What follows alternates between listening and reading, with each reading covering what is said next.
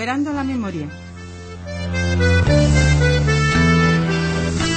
Programa para reclamar verdad, justicia y reparación para las víctimas del franquismo. Promovido por la Asociación para la Memoria Histórica y la Justicia de Andalucía, AMIJA.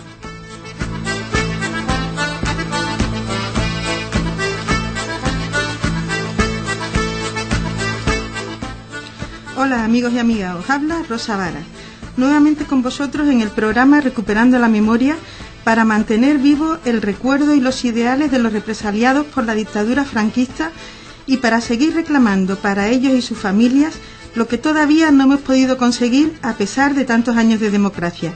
Reclamamos verdad, justicia y reparación para las víctimas del franquismo.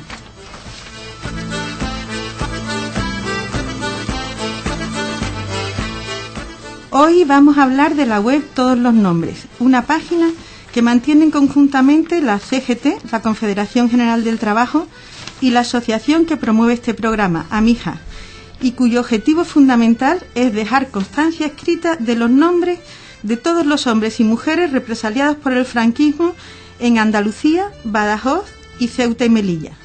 Tienen ya unos 70.000 nombres registrados, pero según Cecilio Gordillo, uno de los responsables de la página y que hoy nos acompaña, pueden faltar otros tantos, es decir, unos 70.000 más. Hola Cecilio, buenas tardes y muchas gracias por acudir al programa. Gracias a ti por estar aquí conmigo, yo contigo, y es la segunda vez que vengo a Radiópolis con todo el gusto del mundo, ¿no?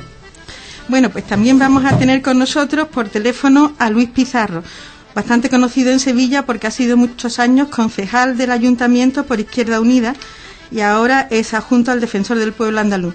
Pero Luis Pizarro no va a venir al programa por esa historia política, sino porque es una de las últimas personas que se ha dirigido a la web Todos los Nombres para intentar obtener más información sobre su abuelo, que fue depurado en Badajoz.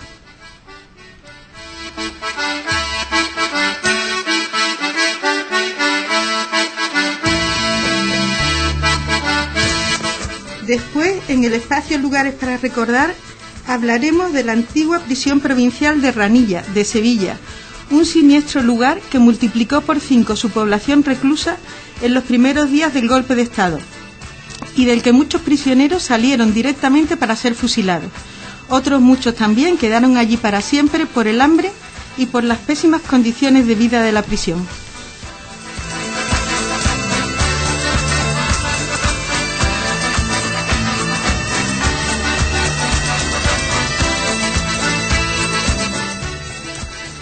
Bueno, pues vamos a hablar de la web Todos los Nombres. Nuevamente hola Cecilio y nuevamente gracias.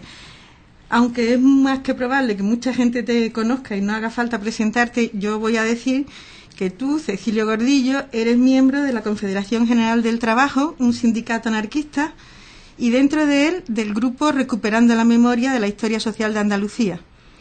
Y que es este grupo tuyo, junto con AMIJA, los que pusisteis en marcha este proyecto y lo que los estáis manteniendo, la web Todos los Nombres. Yo he visto la web y tiene muchísimo contenido y se puede hablar muchísimo de ella, pero podemos entonces empezar por el principio. ¿Cuál es el principal objetivo de esta página? ¿Por qué se os ocurre montar este proyecto? Bueno, pues la página es un fiel reflejo de lo que es una demanda social, ¿no? O sea, es decir, cuando nosotros como grupo de trabajo empezamos a trabajar en el tema de los presos esclavos del franquismo, los campos de concentración, etcétera, etcétera, una de las cosas que nos encontrábamos rápidamente es que la gente, aparte del interés que mostraba por la temática de lo que es la recuperación de la memoria histórica, lo que quería saber es dónde había documentación, qué había pasado con su abuelo, qué había pasado con su padre, dónde podían estar, en qué situación, los documentos que podrían, en un momento donde podían añadir alguna demanda específica ante las administraciones. En definitiva, lo que buscaban era información, ¿no? Y el tema es que las propias administraciones responsables y además que tenían en su poder esa información, normalmente no informaban a estas personas, ¿no?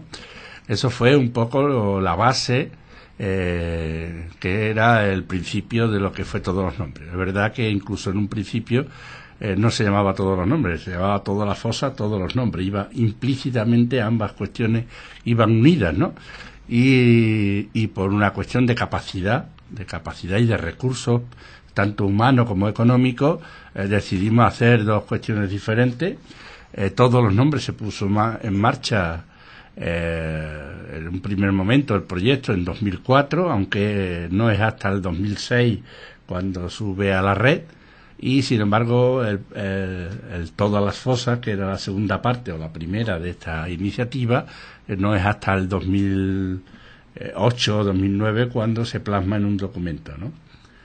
O sea, era una respuesta que la gente necesitaba y evidentemente bueno, la sociedad civil, en este caso del que forma parte tanto la Asociación Memoria Histórica y Justicia como el grupo de trabajo de CGT, intentábamos dar respuesta a esa demanda, ¿no? ¿Y qué tal os va yendo? Porque, por ejemplo, bueno, estamos aquí 7 años después con 77.000 nombres, no 70, sino 77.000 nombres.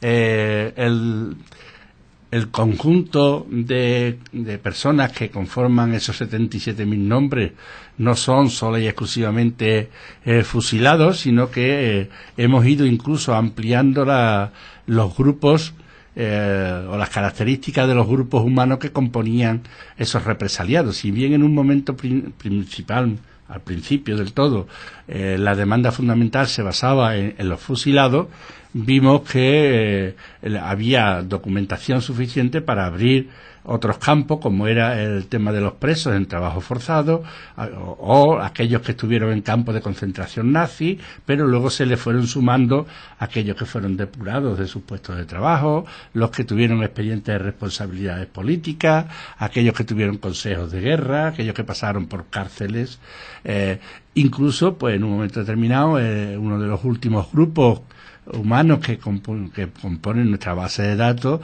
son las mujeres, ¿no? Específicamente las mujeres que fueron víctimas en el ámbito del rapado, el pelado y del aceite de ricino, la violación específica, de la cual es uno de los grupos humanos de los que nosotros estamos más satisfechos, pues porque entre otras cosas, a través de la web y a través de la implicación de entidades, logramos que fueran reconocidas como víctimas del franquismo, algo que en estos momentos solamente se da en Andalucía, ¿no? El resto de España no ha descubierto o no está de acuerdo en que estas mujeres, este colectivo muy importante de mujeres, conformen y sean declaradas institucionalmente y oficialmente como víctimas del franquismo, ¿no? Uh-huh. Ahora mismo, por ejemplo, pues hay otros 2 grupos humanos que están ahí a la espera de que pues nuestros compañeros historiadores que conforman parte del grupo técnico valoren y se profundice y incluso se debata a niveles sociales otros 2 colectivos, uno que es el de los homosexuales represaliados por el franquismo e incluso aquellos que fueron objeto de consejo de guerra por negarse a vestir el uniforme, o sea, los que fueron los insumisos o los objetores de conciencia, ¿no? Son 2 colectivos que todavía aún no forman parte de la base de datos porque en este país, lamentablemente, el debate sobre quién y qué es un represaliado, en este caso del franquismo, es muy amplio y no se ha hecho en profundidad ese debate, ¿no? Por lo tanto, todavía hay dudas en esa materia, ¿no? Partiendo de que el franquismo intentó no dejar rastro de todas sus acciones, sí.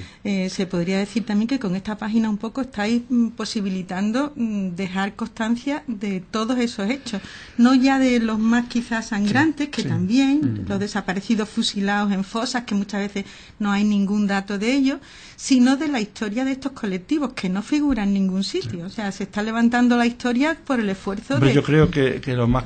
En fin, para algunos, ¿no? Aquellos que no somos expertos o técnicos en la materia, historiadores y eso, no creo que se está consiguiendo cambiar la historia. O sea, es decir, así, directamente, ¿no? Sin problema. Yo recuerdo en los años 70 y 80 que se hablaba de números de muertos, de números de represaliados, de números de fusilados. Ahora hablamos de personas. que ya es un gran avance. Y eso es lo que dice la página. Intentamos por todos los medios que todos los nombres, con sus apellidos, con sus profesiones, con sus situaciones incluso familiares, etcétera, etcétera, conformen nuestra historia. Nosotros no somos un número al uso. Ya está bien de que se nos trate a las clases sociales más desfavorecidas de esa forma, ¿no? Nosotros reclamamos, y en este caso todos los nombres ofrece esa posibilidad de que a una víctima del franquismo se le ponga nombre, se le ponga rostro y se le ponga contenido familiar, etcétera, etcétera. Y de hecho, una de las secciones que tiene más éxito en la página son la sección de microbiografía, ¿no? Donde es además un reconocimiento y es un homenaje a esas víctimas, ¿no? Porque intentamos, no siempre lo conseguimos, evidentemente, que sea la propia familia la que traslade a través de la página web su propio sentimiento con respecto a esa persona que perdieron, ¿no? Cuando es un historiador el que realiza esa microbiografía, pues evidentemente no hay una gran diferencia, quizá por la profundidad, quizá por los datos que se ofrecen, etcétera, etcétera, pero le da otro matiz totalmente o casi diferente de él, ¿no? Pero para nosotros es una gran satisfacción que esos miles de anónimos, decenas de miles de anónimos, por primera vez haya conseguido que estén en la red, que estén con nombres y apellidos, ¿no? Que yo creo que es uno de los objetivos, porque el nombre, todos los nombres, canción, todos los nombres de Lucía Socán, que también hemos escuchado en el programa, uno de los primeros objetivos es decir, no son seres anónimos, tienen sus nombres, tienen sus apellidos, detrás hay una persona y detrás hay unos sentimientos, detrás hay una familia. Las microbiografías, que yo exactamente quería hablar un poquito de ellas, esencialmente, como su nombre indica, es un breve resumen de la vida de esa persona, de sus circunstancias familiares, de lo que pasa exactamente. Bueno, hay un tema fundamental, o sea, la canción que Lucía dedicó a la página fue casi una época el himno de la propia página, ¿no? O sea, es decir, pues fue para nosotros una gran satisfacción. Lo mismo que es una gran satisfacción, por ejemplo, que las microbiografías de todos los nombres hayan sido utilizadas por algún instituto de Estados Unidos en sus clases de español, por ejemplo, ¿no? O que una parte importante de la documentación que compone la sección de investigaciones hoy esté en la biblioteca virtual de Hamburgo, de la Universidad de Hamburgo, como un material disponible y al alcance de la mano de los investigadores, ¿no? O sea, es decir, que en ese sentido nosotros estamos muy satisfechos del trabajo realizado. Mira, vamos a ponernos en el papel de las personas que nos pueden estar escuchando. ¿Cómo se puede usar la página? ¿Cómo accede? ¿Qué puedes ver? Bueno, la página es, yo que soy un nefasto para esto de las nuevas tecnologías, de Internet y eso, si yo la sé usar, entonces la sabe usar cualquiera. Es decir, eso es así de breve. La página web tiene varias ventanas que definen los contenidos de ella, las secciones de noticias, las secciones de microbiografía, las secciones de documentos, las secciones de investigaciones, la sección de librería, la de enlaces, etcétera, etcétera. Cada una de ellas tú picas y te va a salir un material que está ahí visible para que tú puedas acceder a ellos, ¿no? Las noticias lo que intenta es 3 noticias diarias, dar un reflejo sobre esta temática exacta, concreta, sin intentar salirse lo más mínimo de los contenidos de la propia web, trasladando fundamentalmente de nuestro ámbito geográfico, que tú bien has dicho, es Andalucía, Extremadura y norte de África.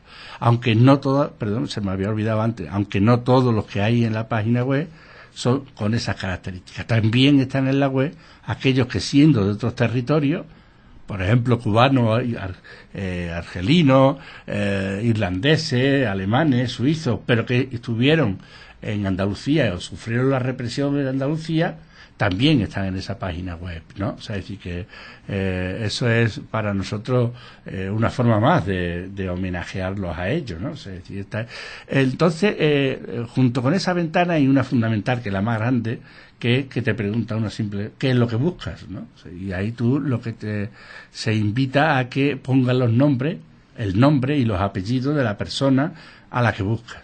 Si ves que no te sale, La idea es de menor a mayor dato. Nunca intentamos de que todo el mundo refleje el máximo de datos, no, de menor a mayor.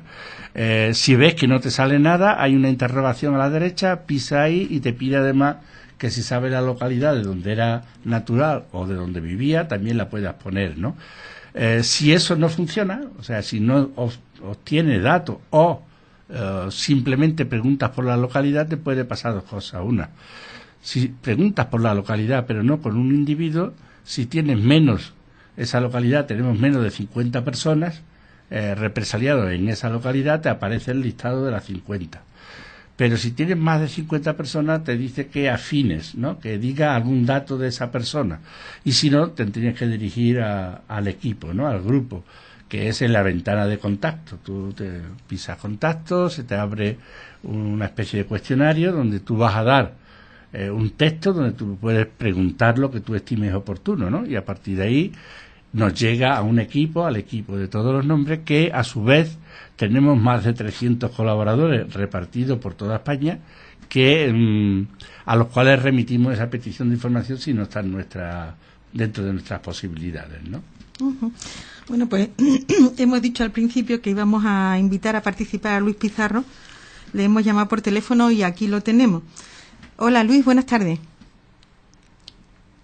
Bueno, vamos a contar, como hemos dicho antes, Luis Pizarro es muy conocido porque ha sido concejal de Izquierda Unida en Sevilla muchos años, pero precisamente se dirigió hace muy poco a la página Todos los Nombres para saber de su abuelo, que era un maestro en la zona de Badajoz, que fue depurado, fue encarcelado.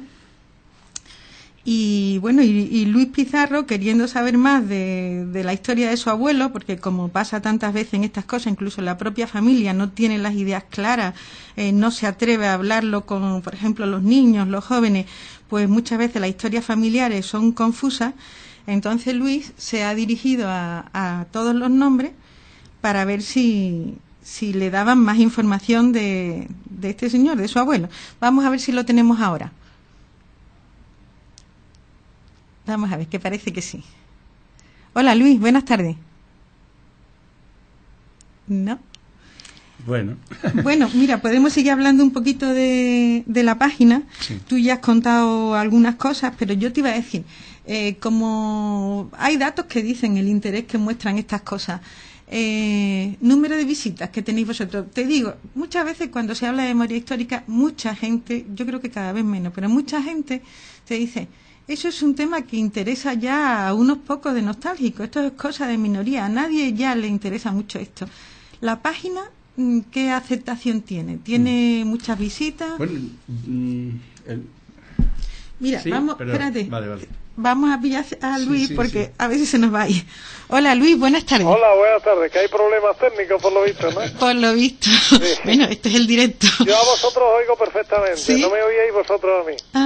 Bueno, pues mira Luis, después de hablar de la página y del uso que se le puede dar, sí. Pues queríamos hablar contigo como persona que precisamente ha hecho uso de esta página hace poco. Uh-huh. Tú te has dirigido a la web Todos los Nombres para saber de un abuelo tuyo, ¿no? Efectivamente, mi abuelo paterno, Luis Pizarro, era igual que, era homónimo mío, se llamaba igual que yo, Luis Pizarro Vicente en este caso.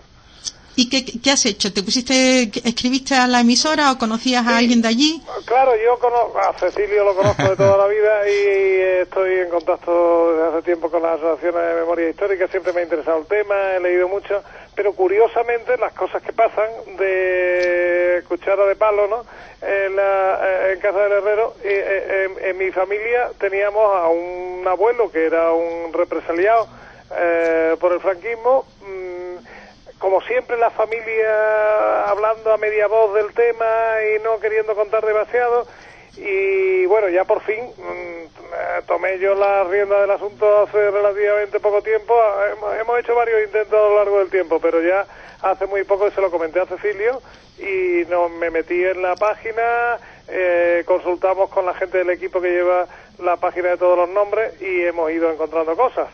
Has encontrado información ahí, ¿no? Efectivamente, estamos ahí en la investigación. Ya hemos localizado en qué fecha entró en el campo de Castuera. Parece que el expediente se destruyó en parte y por tanto no sabemos el tiempo que estuvo, pero sí sabemos que bueno, que él era maestro, él y su mujer, mi abuela, eran los dos maestros en Zarzacapilla, en un pueblo de Badajoz, y esa era la Bolsa de la Serena, que era uno de los últimos restos que quedó en manos republicanas hasta casi el final de la guerra, en la zona sur de España, y tras unos bombardeos y tal que sufrió el pueblo, ellos huyeron campo a través y al final fue detenido y denunciado y entró en el campo de concentración de Castuera y estuvo sin... no sabemos cuándo salió de allí, todavía estamos en eso, todo eso lo tenemos que investigar, y estuvo depurado, pues parece ser que por lo menos 10 años. Ajá. Maestro, que era uno de los gremios que fueron más castigados sí. por el franquismo, por los militares. Efectivamente. No eran tontos, ¿no? Lo tenían claro, donde tenían que dar el palo, ¿verdad, Luis? Sí. La educación. Efectivamente, sí. Los maestros que eran los encargados de ilustrar a la gente, al proletariado, a la gente más humilde, que eran los que lo sacaban de su situación de falta de conocimiento, de entendimiento de lo que les rodeaba, pues los maestros fueron especialmente perseguidos, claro. Eran esa escuela pública de la República fue de las cosas más atacadas por el franquismo, claro. Yo creo, Luis, que tú eres un buen ejemplo de que si hay personas que quieren saber de sus familiares, tienen alguna idea, pero en fin, pueden intentar en todos los nombres ampliar la información. Efectivamente, esa losa de silencio que ha sido evidentemente fomentada desde arriba, pero que curiosamente las familias y eso durante años y durante por supuesto toda la noche del franquismo, pero luego también han ayudado. Esa vergüenza o esa durante muchos años el pensar que ser hijo de rojo o ya nietos, por eso los nietos somos los que estamos sacando las cosas, ¿no? Porque los hijos yo creo que durante mucho tiempo pensaron que era malo, ¿no? Era evidentemente, era algo que no era conveniente en esa época ser hijo de rojo, ¿no? Y lo llevaban con mucho secretismo, transmitiendo poca información, y ya te digo, mis tíos, mi familia era muy difícil enterarse bien qué es lo que había pasado con mi abuelo. Lo llevaban con tanto sigilo que ya te digo, yo creo que hasta hace no demasiado tiempo no nos enteramos nosotros de todo el lío del campo de concentración y eso, ¿no? Y entonces me parece de una enorme utilidad la labor que está desarrollando la asociación y la página de todos los nombres. Claro, y también pueden ofrecer información las personas que sean a todos los nombres, o sea, en ambos sentidos. Hay un cruce de información que es lo que conseguimos con estos casos, ¿no? Yo a Luis ya le estaba diciendo, me tiene que mandar la foto de tu abuelo, ¿no? En ese sentido, o sea, es decir, el problema muchas veces es que ante la falta, lo que te comentaba antes, ¿no? Ante la falta de colaboración incluso de las propias administraciones, porque al fin y al cabo la inmensa mayoría de esta información está en manos de las administraciones públicas. El problema es que las administraciones públicas nunca han creído necesario que esta información esté disponible. Es curioso, Luis, que siempre nos hemos enfrentado al debate falso de que los bandos, cuando, como decía esto de bandos suena un poco a pitorreo, por decirlo de esta manera, uno de los bandos, en este caso el golpista, tiene en Internet, desde que empezó a funcionar Internet, a todas sus víctimas en la página web del Ministerio, ¿no? Sin embargo, es difícil buscar información sobre los represaliados del franquismo en una página web oficial, sean del ayuntamiento X, sean de la provincia o sean a nivel estatal, ¿no? Yo espero que poco a poco, es curioso, pero que las administraciones empiecen a asumir, no hacerle la competencia a las asociaciones, no se trata de eso, sino ser complementario en un trabajo del cual lamentablemente aún nos queda muchos años facilitar la tarea, claro, de la recuperación de la memoria, ¿no? Queda mucho por hacer, desde luego. Yo iba a preguntar eso. Pero en concreto también, Luis, yo sé que tú como adjunto al Defensor del Pueblo tienes una valoración personal de las cosas. pero quizá también tiene, aparte de tu valoración personal, de la situación y de lo que estaba diciendo Cecilio, de las cosas que quedan por hacer y de la necesidad de hacerlas pronto porque muchos testigos ya, ni los abuelos. En fin, quizá también incluso tú como adjunto al defensor tengas alguna experiencia o algunos casos sobre el tema este. Hombre, a nosotros se nos han dirigido muchísimas familias y yo creo que antes de que yo llevo ahí 5 años así, pero ahora menos, últimamente menos, pero al principio de yo entrar en la oficina, y imagino que antes más, se han dirigido muchísima gente, que algunas las he comentado con Cecilio o con las Maquedas, en fin, pero el caso es que mucha gente se ha dirigido a la oficina diciendo, bueno, pues en mi ayuntamiento no me están ayudando o me están entorpeciendo o resulta que donde está señalada, identificada una fosa, pues van a hacer una obra, y ayuntamientos, como dice Cecilio, sorprendentemente de los colores más dispares, que es lo insólito, ¿no? Que efectivamente parece que pues,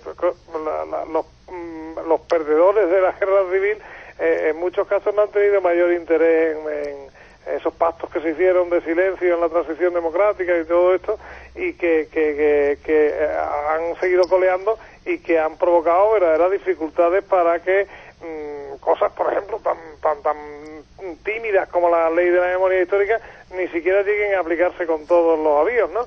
Y en estos casos yo creo que el defensor del pueblo tiene que jugar un papel, porque es el derecho a no ser olvidados, ¿no?, que tienen los ciudadanos, los andaluces y las andaluzas, ¿no? Que esa cantidad de gente que todavía están enterrada en las cunetas y todo eso, que sean recordadas, y como decía Cecilio, no ya como números, como cantidades, ¿no? Sino los casos, las personas, las biografías de las personas. Hace un rato he estado con Ángel del Río, que me contaba, por ejemplo, el caso de un libertario de Utrera, que había escrito su propia biografía. Pues eso es interesantísimo, que se publique y que lo conozcamos, ¿no?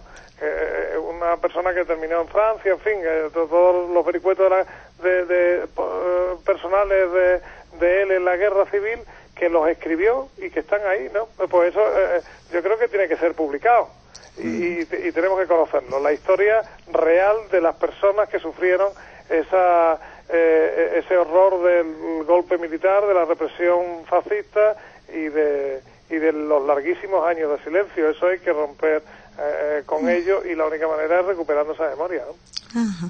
Bueno, pues a ver si... un detalle, yo creo, en este caso con la oficina del defensor, ¿no? Porque es de las pocas instituciones que contestan a los ciudadanos. O sea, es decir, sí, lamentablemente, Luis, o sea, es decir, el tema es que muchas veces vamos a la oficina del defensor porque las instituciones no contestan, simplemente, y entonces sabemos que en este caso el defensor actúa y acelera los procesos que normalmente son de un silencio sepulcral por parte de esa institución, como si se la estuviera jugando, ¿no? Pero es lamentable que con todos los problemas que hay tengamos que recurrir a una institución como el defensor para que medie o le llame la atención a un alcalde que se niegue sistemáticamente. Y además el problema, Luis, es que se está convirtiendo en una práctica cotidiana y generalizada. Todavía, o sea, ¿no? Es increíble. Yo creo que las próximas elecciones no van a exigir a los políticos que sepan leer y escribir, porque como no contestan, ¿para qué le vamos a pedir, perdón por el palabrón, ¿no? Le vamos a pedir que sepan leer y escribir si no contestan, ¿no? En fin, esto es lamentable, ¿no? Pero ocurre, tú lo sabes perfectamente, ¿no? Sí, ¿no? Y que es increíble ya a estas alturas, ¿no? Sí, que todavía haya esos obstáculos, ¿no? Y que no estén, las administraciones no estén facilitando. Hombre, que alguno, como ese alcalde que ha salido publicado hace poco, que se declara abiertamente franquista y no sé qué, tal, que no lo haga, pero hombre, el resto, que se supone que son abiertamente democráticos, públicamente democráticos, hombre, ¿cómo no facilitan una cosa tan elemental como la historia de la democracia de este país, que fue arrebatada por el golpe militar y por la masacre que sufrió el pueblo que intentó resistirse a la involución fascista, ¿no? Es una cosa que no es comprensible a estas alturas, digo. Pero tú, Luis, no me soy capaz de censurar, ¿no? O sea, decir, lo que dijo el alcalde ese famoso de que algo harían para que lo fusilaran, yo se lo he escuchado, no exactamente con el fusilamiento, sino por pasar por por la cárcel a muchos familiares, ¿no? La dictadura llegó a poner en duda la propia discurso familiar, a poner en duda la honradez o no honradez de tu familia. La credibilidad que tenía o sea, el familiar hasta dónde para fueron capaces de lavarnos el cerebro, ¿no? Sí. No, sí, eso es lo que yo te decía en mi caso, en mi familia, a mí me alucinaba mucho el que preferían atribuir a otros motivos el que mi abuelo hubiera entrado en el campo de concentración, ¿no? Que no era porque fuera, seguro que no era porque fuera rojo, sino seguro que era por otras cosas, ¿no? una cosa increíble, pero claro, así funcionaba el terror, ¿no? Pero lo que a mí me maravilla es que 50 años después, digamos, sin 35 años o 40 años después de la democracia, sigamos todavía en estas lides. Es que eso es lo más llamativo, ¿no? Lo más incomprensible para un alemán, o para un francés, o para un italiano. Bueno, veo que tenéis muchísimo que hablar y se nos va el tiempo, pero Luis, puesto que nos has respondido tan estupendamente y compartimos planteamientos y eso, lo que vamos a hacer es invitarte muchas veces al programa, especialmente cuando venga Cecilio, que esperamos también tenerlo por aquí muchas veces. Entonces, pues nada, Luis, muchísimas gracias. Esperemos que las cosas vayan mejorando, parece que sí, ¿no? Pero sobre todo no perdamos de vista que mucho siempre es la presión de la gente, ¿no? La lucha de la gente. Está claro. Porque si nos quedamos esperando que nos hagan las cosas, mal nos va. Luis, muchísimas gracias. Ya hablaremos muchas veces de otras muchas cosas. Muchas gracias. Hasta ahora, Luis. Hasta luego. Adiós. Bueno, pues se nos va yendo el tiempo y entonces hemos dicho antes en el sumario que después hablaríamos de Ranilla, pero yo tenía pensado meter ahora un poquito de música. Y entonces tenemos ahí la canción Huesos de Pedro Guerra. Es una grabación de un concierto de hace varios años, pero aparte de que la canción es muy bonita, también lo que tiene de muy interesante es que al principio Pedro Guerra hace un alegato, hace un homenaje, una defensa de las víctimas del franquismo y acaba simple y llanamente pidiendo que todas las personas que están todavía en fosa, que yo creo que son mayoría, que tengan un entierro, que sus familiares los puedan enterrar dignamente y ponerle un nombre, que eso es una cosa digamos irrenunciable. Bueno, pues es un hombre muy sensible y su fundación Contamíname ha puesto a disposición del movimiento memorialista unos medios técnicos y unas convocatorias magníficas para que discutamos sobre estos temas, ¿no? Pues vamos con Huesos y Pedro Guerra. El pacto democrático, digamos, consiguió algo extraordinario, ¿no? Consiguió que, por ejemplo, en Tenerife, que es de donde yo soy, hay una avenida del Generalísimo todavía hoy y un monumento a los caídos. Y bueno, sí, pero sin la avenida del Generalísimo y sin el monumento a los caídos. Lo que quería decir es que así como todavía conservamos esas cosas, incluso conservamos a Fraga en el poder en Galicia, a la vez hay 30.000 desaparecidos, 30.000 caídos. Lo que pasa es que son del otro bando y están en fosas comunes. Y la democracia se ha querido olvidar de eso. Para poder mantener esta democracia tuvimos que hacer un pacto y condenar al olvido a toda la gente que luchó por mantener la democracia que había cuando la Segunda República en este país. Ustedes saben mucho de eso porque Franco con Cataluña y con el País Vasco se cebó especialmente. Bueno, yo creo que es hora de hacer una restitución de esa memoria, de esa nuestra historia. Es hora de que, para empezar, las generaciones jóvenes que creo que no han escuchado hablar de esto que estoy hablando yo en su vida, empiecen a escuchar hablar de que hubo una guerra civil y que hubo una dictadura de 40 años que, digamos, provocó un genocidio al acabar la guerra, una exterminación de toda la gente que de alguna forma solo pretendió defender la democracia en este país. Y que poco a poco las instituciones pongan el dinero necesario para sacar a la gente de las fosas, coger esos huesos y que sus familiares los puedan enterrar en una tumba como están enterrados todos nuestros familiares.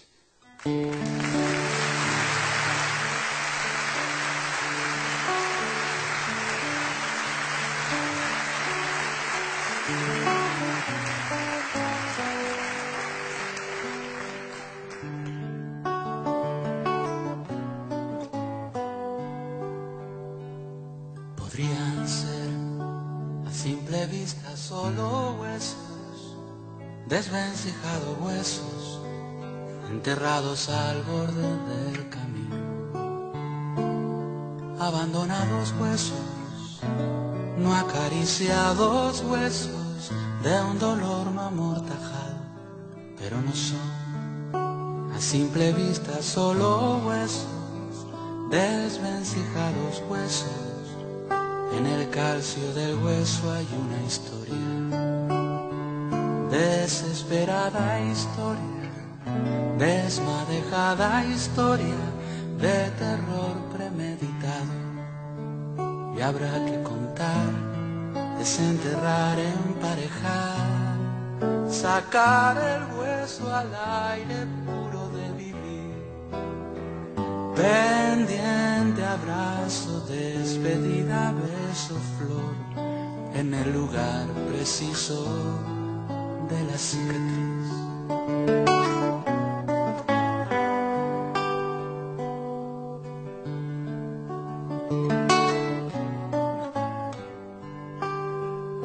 Podrían ser a simple vista solo huesos, amoratados huesos, olvidados sin fecha en el camino, abaratados huesos, invertebrados huesos de un adiós no reclamado, pero no son a simple vista solo huesos, amoratados huesos.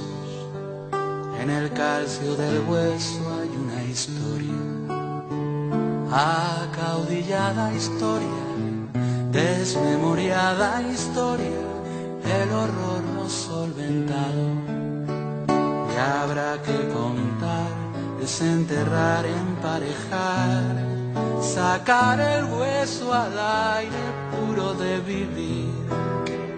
Pendiente, abrazo, despedida, beso, flor, en el lugar preciso de la cicatriz.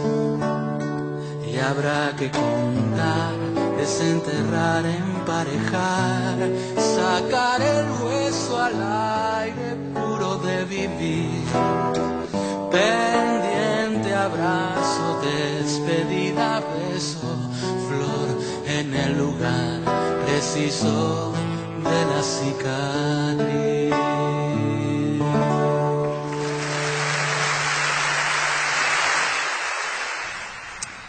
Bueno, pues emocionante la canción y emocionante también la sensibilidad que tú ya comentabas de Pedro Guerra, porque él es un hombre muy joven al que la dictadura le pilla más lejos que a otros que estamos aquí, pero se ve que tiene un sentido de la justicia que es el que querríamos que tuviera muchísima más gente, ¿no? Bueno, pues ya entramos en la recta final y entonces vamos a hablar, como hemos dicho al principio, de la prisión de Ranilla, de Sevilla. Yo antes quería comentar que igual que hoy vamos a hablar de Ranilla, en otros programas vamos a hablar de otros lugares, porque hay que darse cuenta que son muchos los sitios por los que muchas veces pasamos con frecuencia y no sabemos que en esos sitios pasaron muchas cosas, incluso que sufrió mucha gente. En esta historia del franquismo precisamente era lo que el franquismo hacía, ocultar todos los datos de lo que había ido haciendo, ¿no? De modo que no quedara memoria ni de las personas ni de lo que pasó en los sitios y lo malo es que la mayoría de los sitios hoy siguen así, ¿no? Ignorados, algunos no, pero la mayoría sí. Entonces nosotros hemos creado este espacio en el programa que vendrá a veces y a veces no, que va a ser lugares para recordar. Pues en homenaje a las víctimas que a lo mejor que estuvieron allí o que a las víctimas todas del franquismo, y también porque tenemos que saber nuestra propia historia, ¿no? Es un derecho el saber nuestra propia historia. Y dicho esto, Cecilio, háblanos de la prisión de Ranilla. Bueno, pues mira, Ranilla, la cárcel, la de Nervión, la del Tamarguillo, la del cruce con Luis Montoto, luego con la avenida Andalucía, enfrente de los Arcos. Digo para que la gente se vaya situando, aquellos que son más jóvenes y porque afortunadamente no han pasado por esa experiencia. Era una cárcel que para ser la época en la que se construyó por parte de la República era un modelo, o sea, es decir, era una serie de cárceles que se hicieron en Andalucía muy nuevas, con unas condiciones que eran impensables 10 años antes, y que en ese sentido la cárcel de Sevilla se construyó para 450 presos, que al poco más de un mes y medio del golpe del 18 de julio tenía 1.500, ¿no? 1.500 presos. Las condiciones de hacinamiento, la situación en la que vivía, hacía de las cárceles el peor lugar deseable donde se podía estar. O sea, el número de muertos por este tipo de instalaciones, por la masificación que sufría, pero también por los malos alimentos, o ningún alimento, era tal que era un nefasto recuerdo, no solamente para los que estaban allí dentro, sino para las familias, ¿no? O sea, se dice que María Victoria hizo un estudio, María Victoria Fernández Luceño, que yo lo recomiendo a todo el mundo, porque nos pone al descubierto la cantidad de presos que murieron, ¿no? Y era curioso, yo también se lo he escuchado algunas veces a José María García Márquez, que si uno coge el listado de esos presos y los ubica territorialmente de su vecindad, verá que la mayoría de esos presos vivían, eran los que más lejos vivían de su lugar de vecindad, de donde vivían. ¿Por qué? Porque eso imposibilitaba de alguna manera que las familias llevaran los alimentos necesarios para sobrevivir, de tal manera que el número de muertos era muchísimo mayor aquellos que eran de Guadalcanal, de Constantina, de Cazalla, del Rubio o de Lora de Estepa, que aquellos que eran de Utrera, de Dos Hermanas o de la Campana, o de la Algaba, ¿no? Pero además el hecho de las condiciones, para que dé una idea, porque me acuerdo ahora mismo de uno de ellos que me contaba que dormían en el suelo directamente, pero sobre todo que cuando uno quería dar la vuelta tenían que dar la vuelta todos a la vez, como el que le da la vuelta a la tortilla, porque era imposible, no había margen, espacio suficiente, y ellos ocupaban lo que era una fila de losas, una sola losa a lo largo para cada preso, ¿no? Lo que te da una idea de lo que es. En muchos casos incluso algunos de los compañeros allí recomendaban a los propios presos que no comieran la comida que le daban instituciones penitenciarias, ¿no? Porque la comida era tan bueno, por decirle algún título, ¿no? Lo de comida, ¿no? Aquello que le daban era más proclive a la enfermedad que a la propia caloría que necesitaba un ser humano para sobrevivir, ¿no? Bien, ese tipo de instalación, que no se regulariza el número de presos hasta ya entrada bien los años finales de los 40, principios de los 50, hace que en muchos casos, y baja el número de presos, entre otras cosas porque el número de campos de concentración que se instalan en el entorno de Sevilla es tan alto, y es lo que decía alguno de ellos, ¿no? Yo prefiero estar en la calle, que me dé el sol, por lo menos que me dé el sol, aunque esté trabajando, a permanecer en las instalaciones de Ranilla más tiempo, ¿no? Eso hizo que en muchas ocasiones los 7 campos de concentración que rodeaban el entorno de la ciudad de Sevilla, el área metropolitana, fuera tantísimas miles de personas las que había en esas condiciones, ¿no? O sea, aquí murió mucha gente puramente de hambre y de... Sí, aparte de que en la cárcel normalmente no ejecutaban, no fusilaban, de ahí salían los presos que eran fusilados en los alrededores del cementerio o en otras áreas específicas de la ciudad. Sí es interesante saber que en los patios de esa cárcel se ajusticiaba, entre comillas lo de la justicia, mediante el garrote vil, ¿no? Eso por una parte, porque es muy desconocido. Y otra es que en Ranilla existió un pabellón de mujeres, ¿no? Que también es muy desconocido, y donde la inmensa mayoría de las presas tenía una clara relación también con la represión. ¿Por qué? Porque la mayoría de ellas tenían algún tipo de vinculación con el extrapelo. Y el extrapelo viene dado porque eran mayoritariamente viudas que tenían que buscarse la vida de alguna manera para dar de comer a la familia e incluso en algunos casos al propio preso, a su compañero o marido que estaba en la cárcel, ¿no?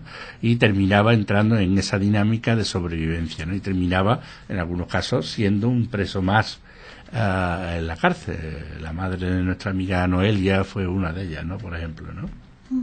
Está donde estaba la cárcel de Sevilla de siempre, es al lado de... Ahora mismo al final logramos, nosotros estábamos planteando en un principio salvar una parte de estas instalaciones porque incomprensiblemente ha visto una política de tabla rasa, incluso en democracia, donde este tipo de espacios que son espacios de memoria colectiva se han destruido, se han derribado, han borrado la memoria de esas cárceles como si no formara parte de nuestra ciudad.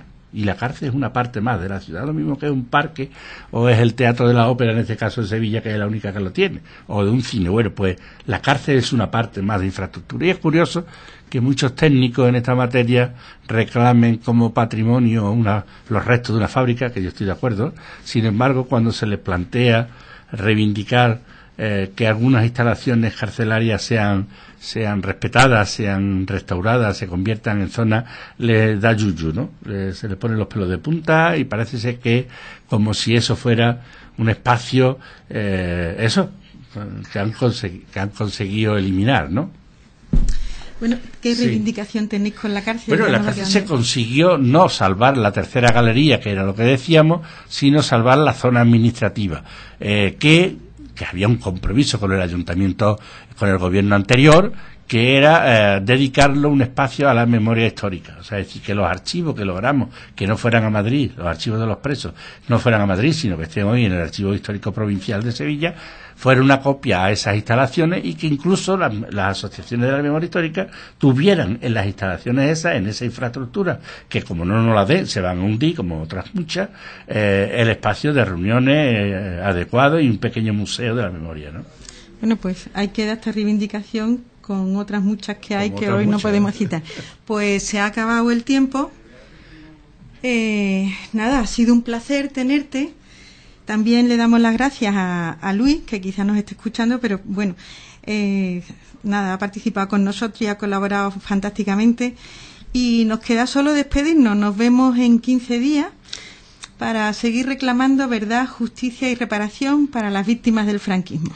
Estupendo. Aquí estaremos y hasta entonces, salud y memoria. Y que las instituciones te escuchen.